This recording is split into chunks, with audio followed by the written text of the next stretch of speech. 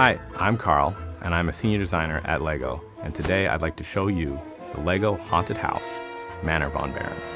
Manor von Baron is a haunted house theme park ride, and the main attraction is a freefall tower. So it's like a crazy elevator that the minifigures can get on, right to the top, and drop super fast to the bottom. Baron von Baron is one of the greatest supervillains of all time, from the 1998 LEGO theme Adventurers. And he traveled all over the world and stole different artifacts. With this set, what we've done is actually taken some artifacts from other old LEGO sets and put them into his house. It starts out as a Gothic-style mansion, and then the house also unfolds, so you can go inside and look at all the play features. You can see the haunted front doors that actually can open by themselves, a spooky organ, the ticket stand where you can buy tickets, some kind of strange altar in the attic. Who knows what it was originally for? We've included a lot of detail just around the house as well to really bring that haunted mansion to life and really make you feel like you're in this super spooky atmosphere. One of the details that Carl was really excited about is we used a little dark gray frog on the exterior to represent gargoyles. And we got so many laughs when we were putting that on the model. It was really just a fun little detail to put in there. We have a lot of builds that are taken and rebuilt from old LEGO sets. We have the head of the Sphinx from one of the Adventure sets. We have the obelisk from the Adventure sets. We have the heads of Anubis, again from the Adventure sets. We have the orb of Ogle from the Alpha Team sets. There's even a cursed painting that the Baron had painted when he first got the Rego Ruby. What I absolutely love about this set is right here, the portrait of Baron von Baron. I was so happy to be able to work on this because I was able to capture this like evil iconic character in a haunted mansion. It's amazing. You can see him holding the ruby that he stole. And then of course the secret behind it is that once you illuminate it, you can see the mummy's curse haunting him forever. I'm not sure what it is about Baron von Baron that I love so much. He just always, whenever I looked at that minifigure, he looked very handsome to me. Also, he's extremely evil, which I sympathize with.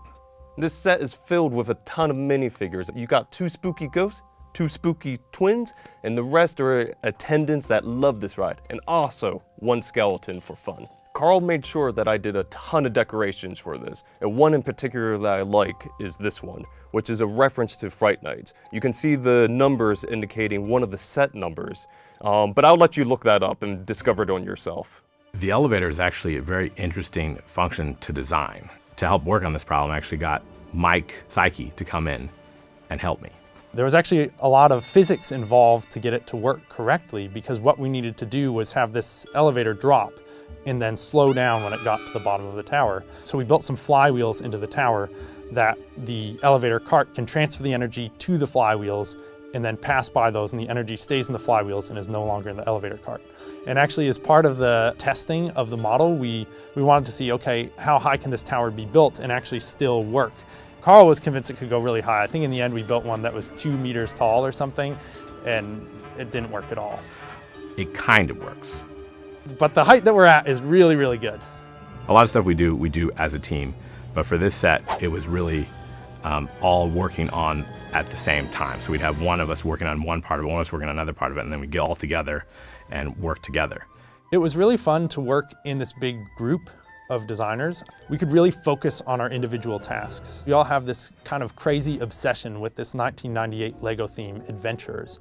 It had this hero, Johnny Thunder, and it was set in Egypt, and there was a villain called Baron von Baron and Sam Sinister, and they were going about kind of chasing these Egyptian relics, trying to find this ruby, trying to avoid the cursed pharaoh. We did something called paired design, which is something that Carl and I have kind of made up. I would be sitting at my computer working on the model. Carl would just sit right behind me and almost just watch what I do and say, don't use that brick, use this one instead, or oh, I think you need to turn that or raise it. I think it worked really well to come to a really great result in the end.